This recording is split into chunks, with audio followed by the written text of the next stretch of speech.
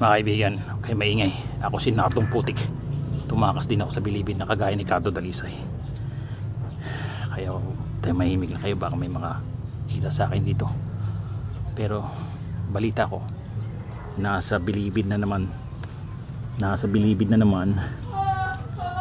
si Cardo Dalisay, ang aking kakosa. Palagay ko kailangan ko siyang itakas doon. Malaki ang utang na loob ko sa kanya.